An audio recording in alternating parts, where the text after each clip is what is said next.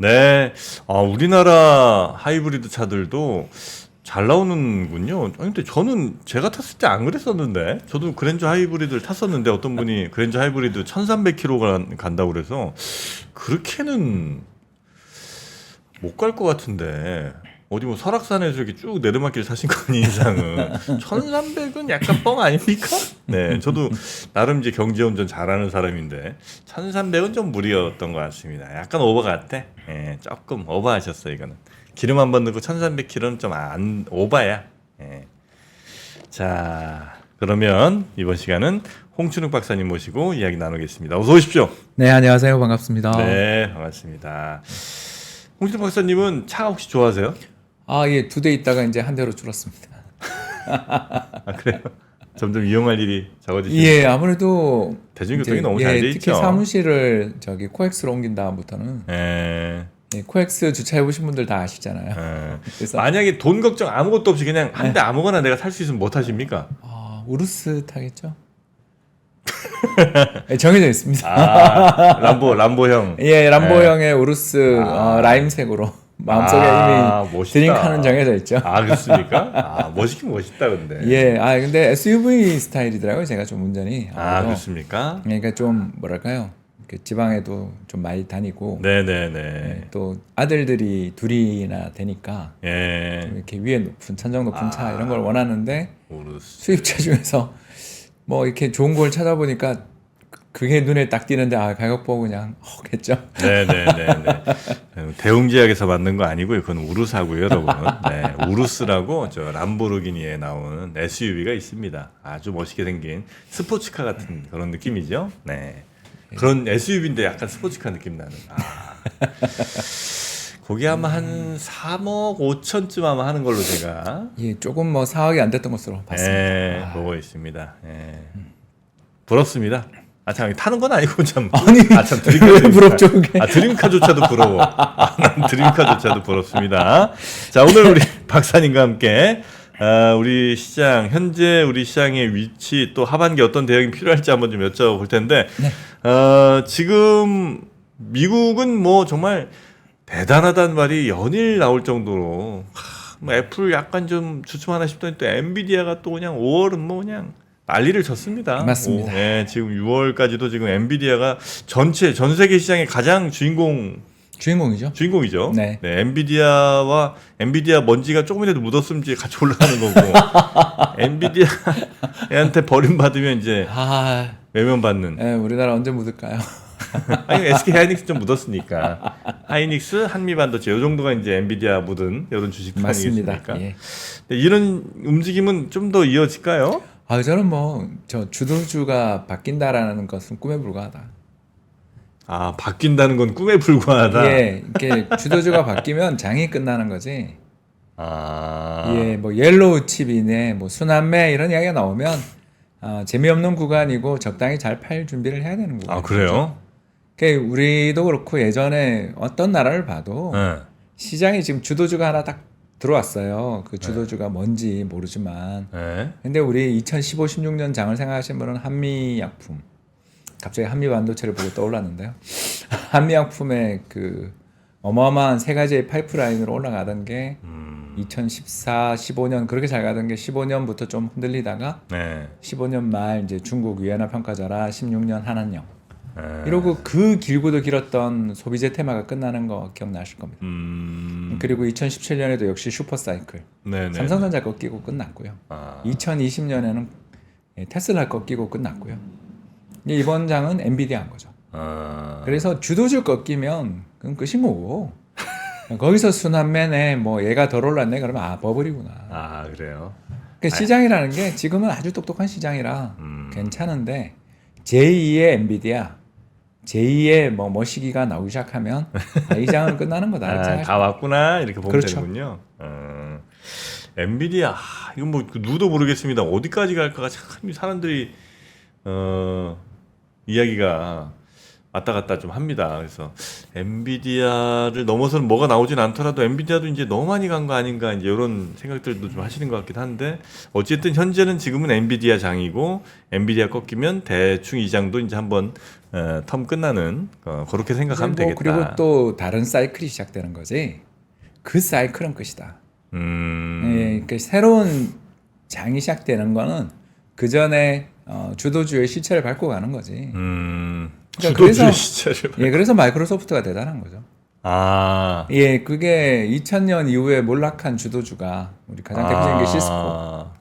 네네네네. 생각나시는 분들 많을 네네. 겁니다. 그때는 뭐 시가총액 세계 최고 탑이었잖아요. 아, 예, 그랬던 시스코가 지금 주가 한번 보시면 영영 회복 못해요. 아, 물론 화웨이 때문인데 네네. 예, 그렇다 하더라도 영영 회복 못하는 게 대부분인데 마이크로소프트. 는 지금 오픈 AI로 다시 돌아왔잖아요. 아, 그러니까 이런 기업을 그래서 좋아하는 거죠 사람들이. 그러니까 미국 뭐 테크 하나 사놓고 그냥 기다리면 돼라는 분들은 2000년에 투자 안 하신 분들인 거고요. 그 뒤 90% 빠졌어요. 인텔, 마이크로소프트가 네. 고점에서 80, 90% 빠졌는데 그걸 견뎌서 이번 주도주가 되는 걸 기다렸다.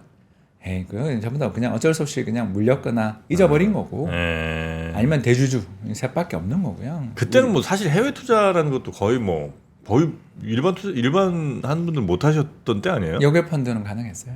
역외 펀드로. 예, 그러니까 외국계 은행들의 역외 펀드 물론 수수료가 엄청 낮죠. 그렇지만 부자들은 아름아름 투자하고 그랬습니다. 아, 그렇습니까? 아무튼 뭐 그때는 외환 사기가 되게 어려운 시절이었지만 네네. 부유하신 분들은 다 길이 있었던 시절이고요. 근데 이제 제가 드리고 싶은 이야기는 네. 그게 너무 시장에 대해서 주도주가 꺾이는 주가 나타날 때 그때 조심하면 되는 거지. 예, 주도주가 멀쩡하고 주도주 실적이 잘 나오는데 그걸 걱정하고 그러니까 지금 뭐 장이 제가 좋다는 이야기를 하려는 게 아니라 네. 주도주 안 꺾였을 때는 그냥 좀 길게 보고 그리고 이게 꺾이는 이유가 뭔가 이런 거 공부하면 되는 거지. 너무 어렵게 투자하시지 않았으면 좋겠다. 지금 부자들은 뭐 해요? 지금 부자들요? 네. 즐기고 있죠. 매매 안 하죠. 그러니까 지금 부자들이 왜 매매를 합니까? 지금 부자들은 그러면 뭐 사놓고 기다리고 둘 다 세팅 다 돼 있는 것 같아요. 많이들 해외 부동산, 해외 주식이죠. 해외 부동산 같은 예, 그건 뭐 너무나 많이 봐서 저는. 그러니까 정말 투자 자문사 하잖아요, 제가. 네. 그러니까 자문사 하시는 분들을 저희가 앱 베이스 기반이니까 B2C 소액 투자자 기반이잖아요. 그래서 네네. 그분들로 해서 뭐 한 400억 모았단 말이에요. 네. 그래서 그분들이 한 1000명 돼요. 네. 근데 이제 그분들 중에 어떤 분이 한 1년 투자해보니까 홍 박사 나 좀 더 투자하고 싶은데 솔직히 앱을 하는 건 난 불안하다. 진짜 부자신 거죠. 이제 그런 분들을 상담해서 이제 5% 저희도 이제 자문사니까 네네. 5% 계약 가능하니까 이렇게 계약하면서 이런저런 이야기를 하는데 자녀분들은 전부 다 해외에 계시고요. 세팅이 다 돼 있어요. 왜?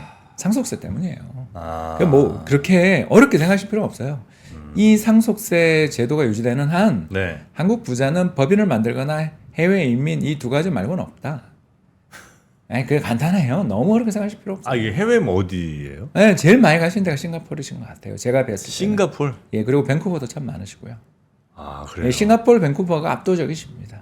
그러니까 거긴 뭐 상속세가 없어요? 예, 거의 없죠. 그리고 또 두 번째가 네. 거기 가시면서 거기에 한국 사람이 워낙 많으니까 네. 한국 변호사, 한국 세무사, 한국 회계사들, 그러니까 물론 미국 회계사들이겠죠. 그분들이 다 세팅돼 있어서 상속세 때문에 오시는구나 하고 다 컨설팅 해드리고 특히 사업체도 만들어주시고 근데 우리나라에서 상속세를 그냥 그렇게 나가는 거에 비하면 네. 거기서 들어가는 비용 그리고 더 나가서 싱가포르나 밴쿠버 부동산이 우리나라 부동산 미래랑 뭐가 그렇게 크게 나쁘지 않잖아요. 네. 우리 가면 거기도 가는 데니까 그런 식으로 세팅되어 있는 분들이 너무너무 많기 때문에 현재와 같은 그 인플레에 연동되지 않는 그러니까 우리나라 상속세 시스템이 2000년에 세팅됐단 말이에요. 네. 그때 뭐 80억 넘으면 몇 프로 이렇게 다 돼 있다고요. 그게 지금 25년 지나서 1인당 국민소득 3배가 난 상황에서도 유지가 되잖아요. 20몇 년 전보다. 예, 그러니까 우리나라는 전부 몇 천만 원으로 세팅돼 있어요. 일부러 그러는 거죠. 세금 더 걷어보려고. 네. 그 똑똑한 저 행정고시 붙으신 분이 그런 세팅을 했을 때는 다 이유가 있는 거죠. 그러니까 우리는 부자 되는 순간 30억 정도까지는 걱정 안 하셔도 돼요.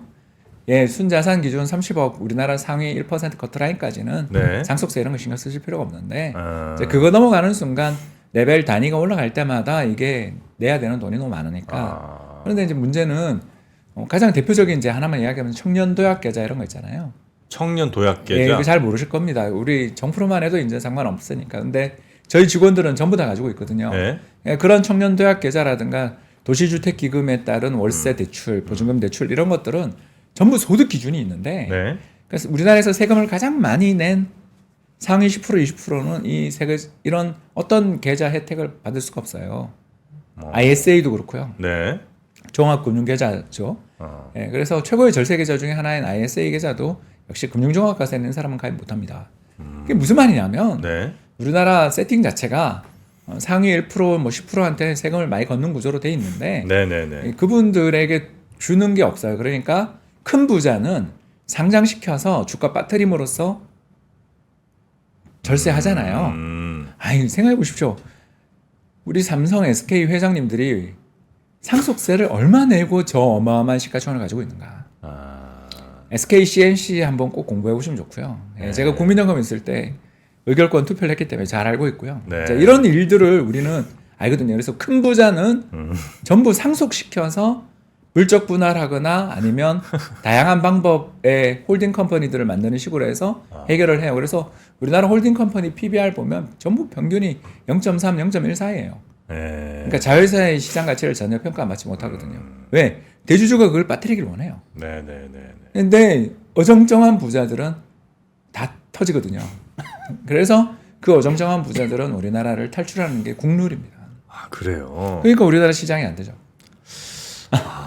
아니 그 어정쩡하다는 게 이제 뭐 상위 1%. 예, 아주 뭐 엄청난 무슨 대기업 총수 이런 사람들은 아니지만 그래도 꽤 뭐 한 100억 이상 뭐 이렇게 이제 자산들이 있는 사람들이라는 거죠. 예, 그분들이 이제 할 수 있는 길은 법인 설립하고 예. 해외 임밖에 없는데 이제 그 정도 되면 돈이 있으시니까 컨설팅비 예를 들어서 1억 써서 상속세 10억 절세한다 그러면 할 만하잖아요. 그러니까 너무 그렇게 그분들이 뭐 부자다 아니다라는 걸 떠나가지고요. 이번에 2020년에 우리가 큰 부자들을 꽤 봤잖아요. 네네. 뭐 저만 해도 스타트업 시장에 뛰어들고 난 다음에 와 엑시트 하시는 분들 많이 봤단 말입니다.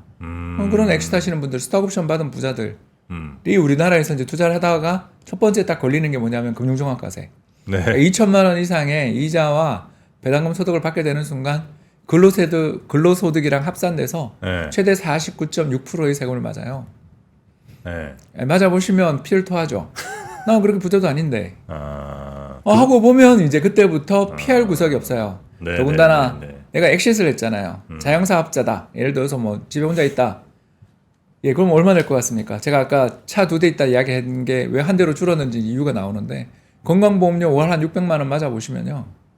아무 생각이 안 나요. 그게 제가 뭐 큰 부자도 아니고 2019년 그냥 파이어 했을 때 겪었던 일이에요. 그래서 어떤 분이 많이 묻더라고요. 홍 박사님 2019년 파이어하고 잘 사는 줄 알았는데 왜 그렇게 열심히 사냐?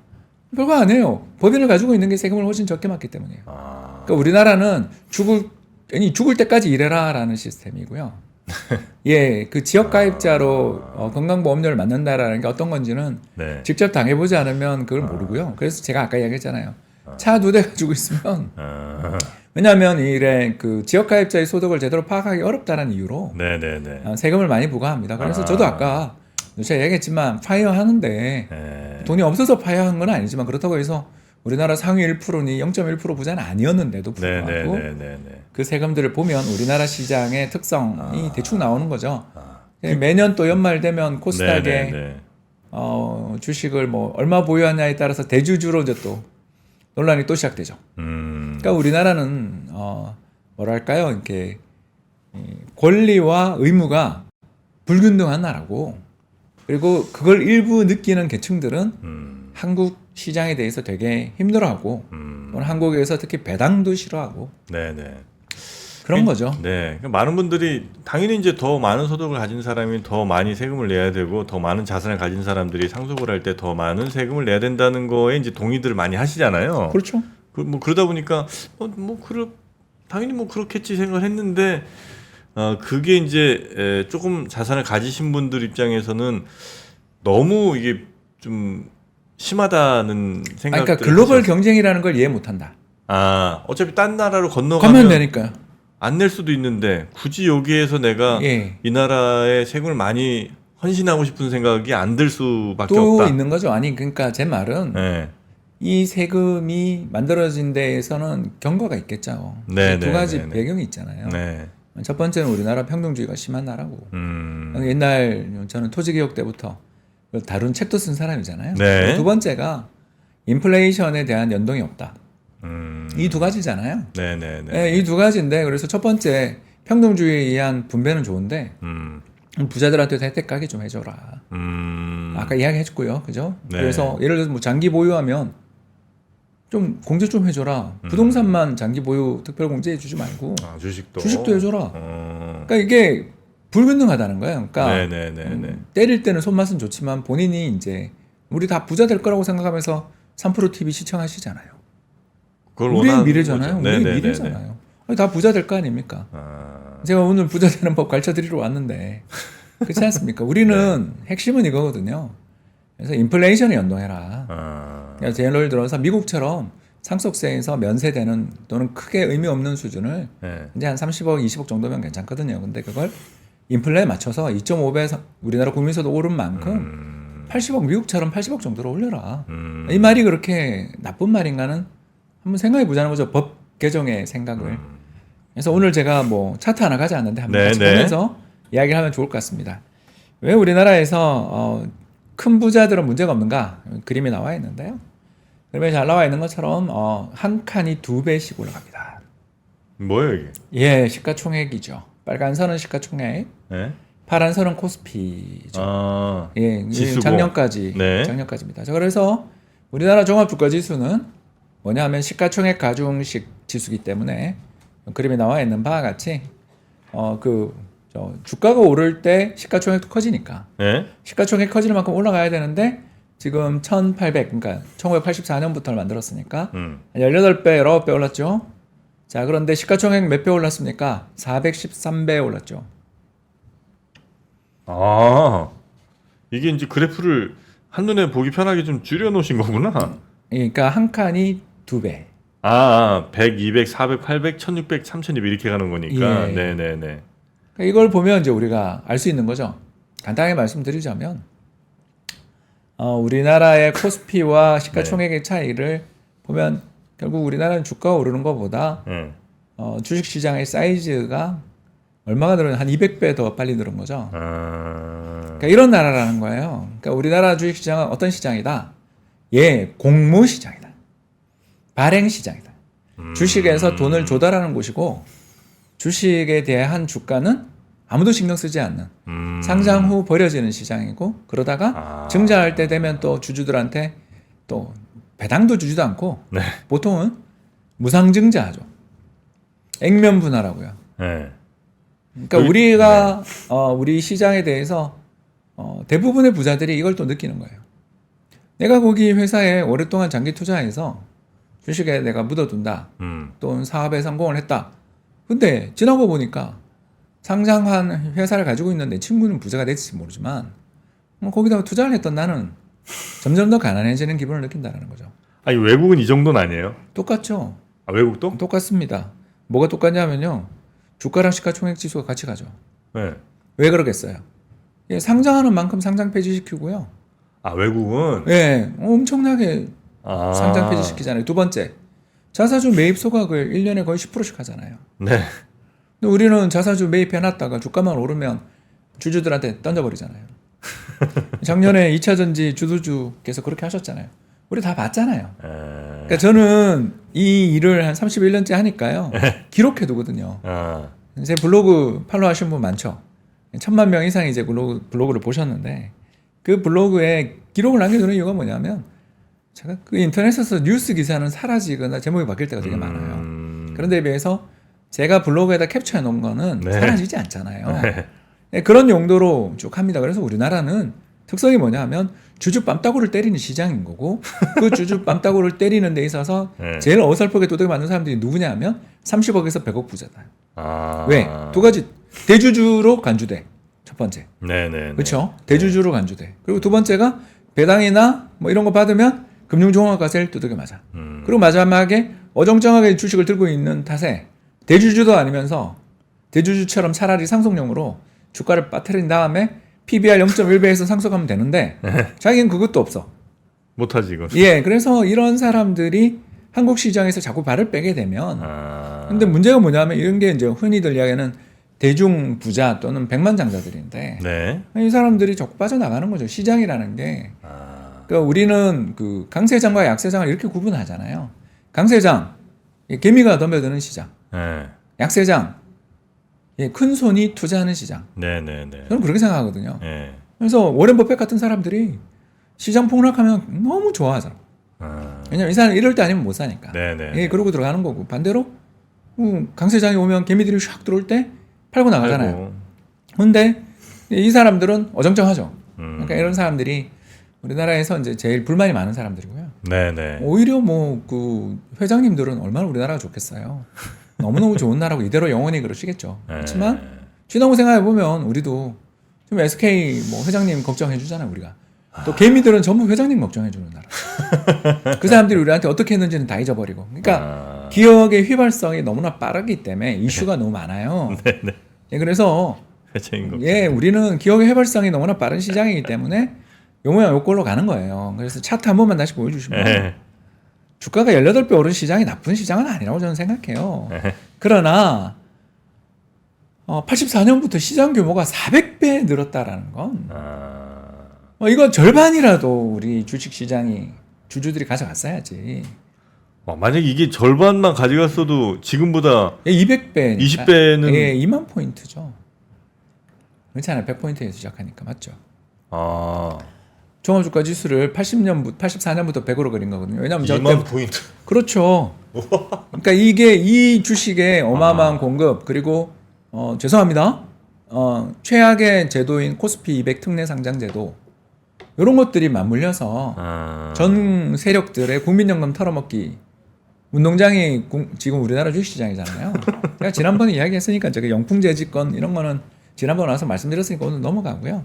그래서 우리나라에 투자하면 안 된다 이런 이야기를 하는 게 아니라 우리나라 시장의 특성을 좀 아셔야 된다. 네네. 그래서 우리나라 특성이 왜 그렇게 어마어마한 시중 유동성이 들어왔는데도 불구하고 왜 우리 올해 1%도 못 오르고 있는가. 그러니까 이 질문에 대한 답은 시가총액이 너무 커진다. 그러니까 공급 부담이 너무 크다. 그리고 두 번째 대중 부자들 또는 뭐 아무튼 0.1에서 1% 사이에 있는 부자들이 아무리 봐도 제가 봐서 이거는 머니 무브가 심각한 것 같다. 돈 있는 사람들이 머무르고 싶은 시장이 전혀 아닌 거군요, 우리나라. 그러니까 세금에서 걷는 거에 대해서 투명성은 좋은데 장기 투자하고 또는 시장에 대해서 어떤 기여하는 분들에 대한 보답은 전혀 없이 그냥 세금만 그리고 손익 상계도 안 되잖아요. 이제 금투세 도입될 텐데. 네네네. 손익 상계도 안 된다. 근데 미국은 세금은 세지만 손익 상계 되죠. 네네네. 예, 거기다 장기 투자자들 보유하신 분들에 대한 배당 관련된 세제 혜택도 있는데 왜 우리는 그렇게 미국 좋아하는 나라가 미국 제도를 뺏길 생각을 할 때 제대로 뺏기지도 않느냐. 그러니까 이건 뭐냐 하면 의도된 거죠. 아니 돈 있는 사람이 나가서 뭐 그 사람 나가서 어떻게 됐다는 걸 뭐 신경 쓴다기보다도 그 사람들이 나가면 그만큼 이제 또 우리 시장 전체에 돈들이 빠져나가는 거니까 결국 이제 우리 시장에서 투자하신 분들이 전체적으로 아주 매갈이 없는 시장에서 그냥 푼돈 뭐 이렇게 될 가능성이 높다는 거잖아요, 그죠? 예, 갑자기 저렴한 용어에 깜짝 놀랐는데 그렇죠. 우리 뭐 정프로랑 저랑 그런 사이니까. 그래서 이제 저는 우리나라가 두 번째 이제 또 이야기를 좀 하자면 금리를 이야기 안 할 수가 없는데 네. 그림 한번 좀 띄워주시면 감사하겠습니다. 우리 정프로님이랑 계속 세금 이야기 할 것 같아가지고 세금은 제 전공 분야가 아니고 이제 세무사님들 꼭 불러서 한번 이야기 들으시면 좋을 것 같고요. 여기 그림이 뭐냐면요, 저 파란 선이 유럽 중앙은행이고요, 검정색 선이 한국이에요. 보시면 알겠지만 한국의 정책 금리는 네. 누가 결정한다? 유럽이 결정하는 거예요.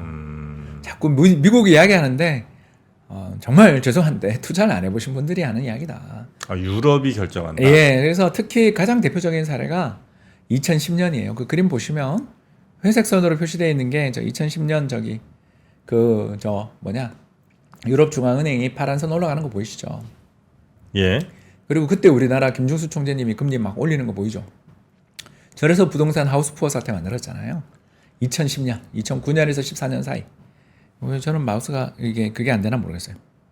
색깔이 안 들어가는데 아무튼 마우스가 잘 안 보이니까 그냥 예, 이게 여기 말로 하겠습니다. 네. 여기죠. 지나갔어요 벌써. 그래서 이런 걸 보면 알겠지만 그때 미국은 금리를 계속 동결 중이었어요. 그래서 왜 이러냐면 이 두 나라가요. 인플레에 대해서 트라우마를 가진 나라예요. 예, 그래서 두 유럽은 나라라는 게 예, 그 아주 지긋지긋한 거죠. 독일. 예. 예. 그래서 하이퍼 인플레. 우리는 1950년 한국 전쟁 하이퍼 인플레. 화폐 개혁을 2번 할 정도로 하이퍼 인플레가 심했어요, 우리가. 네네네. 그래서 이런 하이퍼 인플레이션에 대한 트라우마, 이렇게 정신적인 외상이 있어서 한국이나 유럽 모두 다 인플레에 대해서 죽자고 싸우는 조직이거든요. 근데 그 조직인 유럽이 인플레가 2.6 나오니까 바로 인하하잖아요. 네. 왜? 그만큼 자기 경제 상황이 너무 안 좋은 거죠. 그럼 우리는 어떠냐?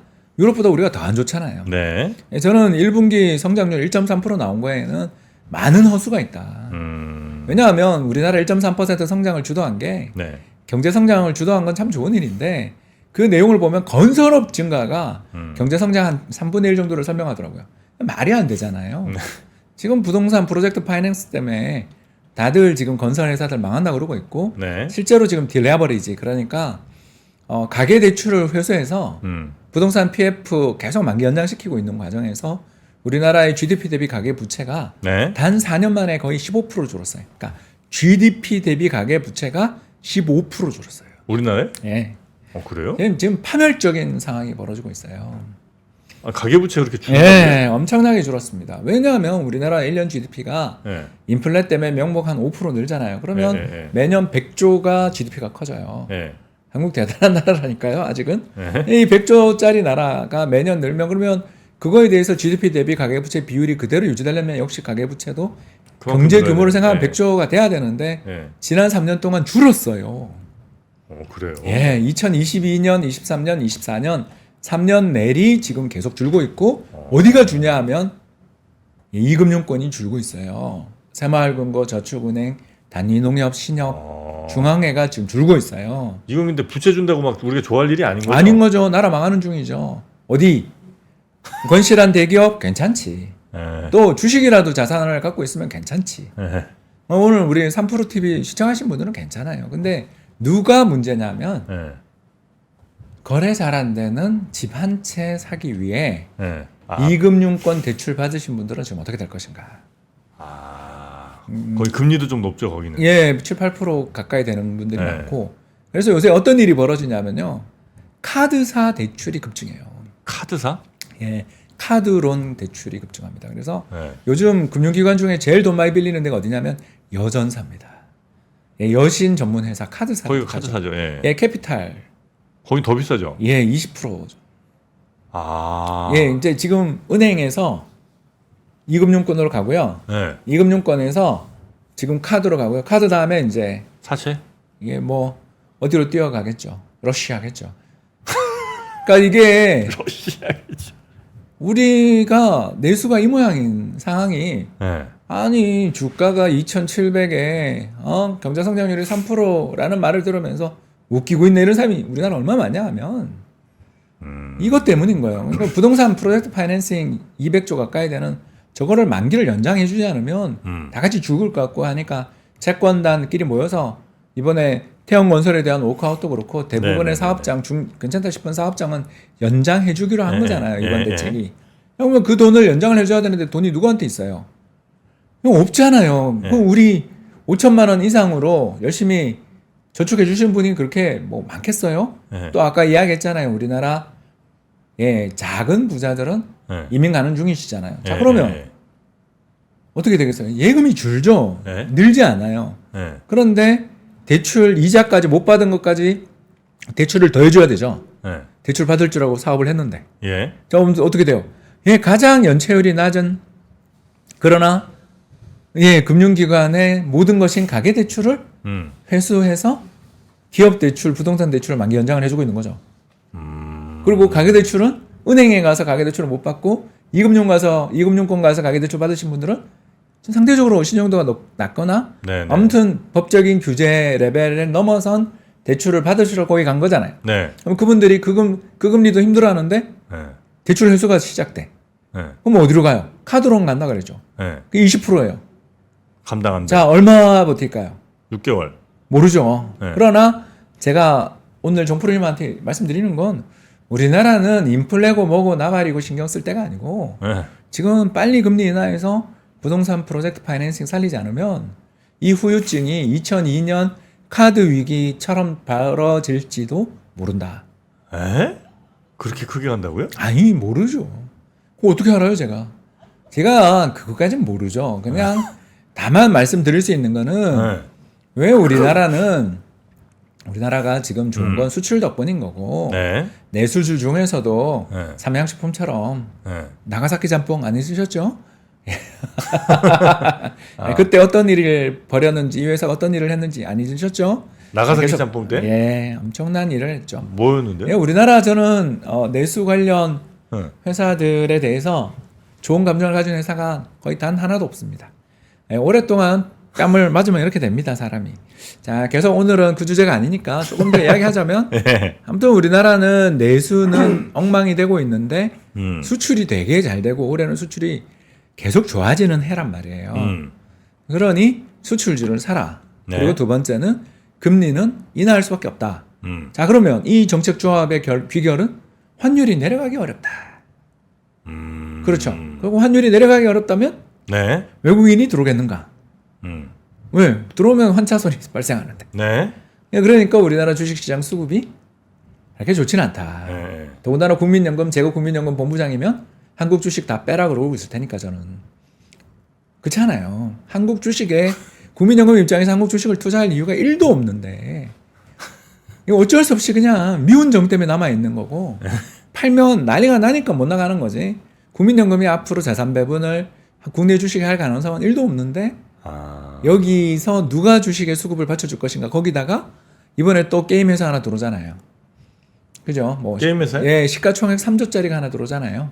IPO. 예. 아, 그래요? 예, 뭐 크래프톤처럼 또 들어오자마자 그 돈으로 부동산 사겠죠. 저는 우리나라 IPO 들어온 회사들의 주가가 왜 이 모양일까? 그러니까 돌아가지고 우리는 이 회사가 게임 개발도 열심히 하고 사업도 열심히 하라고 돈 대주면서 IPO를 시켰는데 들어가지고 전부 다 부동산 투자하잖아요. 그러니까 이게 우리나라의 가장 큰 문제가 모든 이들 성공한 이들은 부동산 세팅을 하려고 한단 말이에요. 그렇더라고요. 예, 왜 그런가? 알잖아요, 이제. 국내 주식이 하도 빰따구로 맞으니까. 아. 상대적으로 부동산 아까도 이야기했잖아요. 장기 보유 특별 공제에 법인으로 사고 그리고 경기 조금만 나빠지면 부동산 관련해서는 정부가 탁탁 풀어주잖아요. 아. 근데 주식은 절대 그런 거 없죠. 그러니까 여기는 예, 쉽게 해서 찬밥인 동네에서 우리가 사업을 하고 있는 거예요. 우리 정프로나 저나 저도 전체 저희들 고객 그 운용 자산의 네. 한 절반 정도가 주식이거든요. 물론 국내외 주식이지만 네. 주식에 투자를 많이 해드리고 있는 입장에서 보면 한국 주식에 투자를 해야 될 때가 언젠가 대충 나오는 거죠.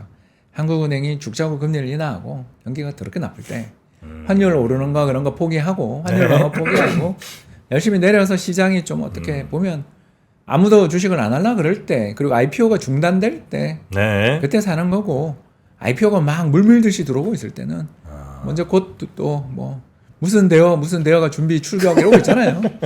그러면 좀 조심하자. 그래서 결론이 뭐냐면 엔비디아 안 꺾였을 때는 국장보다는 미장이고 그리고 미장에서도 거기 좀 해라라는 거였고요.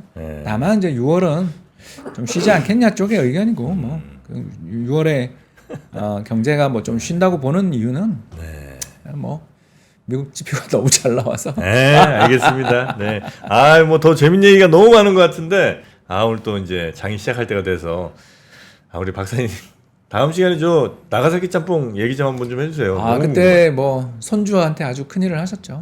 그래요? 네. 요즘 뭐 불닭볶음면은 잘 나가고 있는데. 네, 그러니까 또 하시겠죠, 뭐. 어디 주어는 없어요? 네, 알겠습니다. 네, 제가 뭐 굉장히 좋아합니다, 그 라면을. 네, 저도 아들들 둘 키우고 있잖아요. 네. 얼마나 좋아하겠습니까? 요새는 까르보나라 더 좋아하고요. 홍춘욱 박사님, 프리즘 투자문의 홍춘욱 대표님과 함께 오늘 아침 심층 인터뷰 나눠봤고요. 다음 주. 왜 그러세요? 네, 다음 주에 한 번 더 뵙겠습니다. 예, 고맙습니다. 감사합니다. 네. 자, 오프닝 벨 라이브 이제 장이 시작합니다. 여러분도. 이럴수록 정말 국장 투자하기 너무 싫어하시네. 큰일 났네. 난 90%, 90몇 프로가 다 국장인 것 같은데. 자, 오프닝벨 라이브로 이어집니다. 저는 내일 아침 뵙겠습니다. 함께해 주신 여러분 고맙습니다. 박근영, 이선영, 사경인, 염승환 투자 마스터들의 세심한 케어로 건강한 투자 습관을 만드세요. 3프로 멤버십 3프로 앱에서 확인하세요.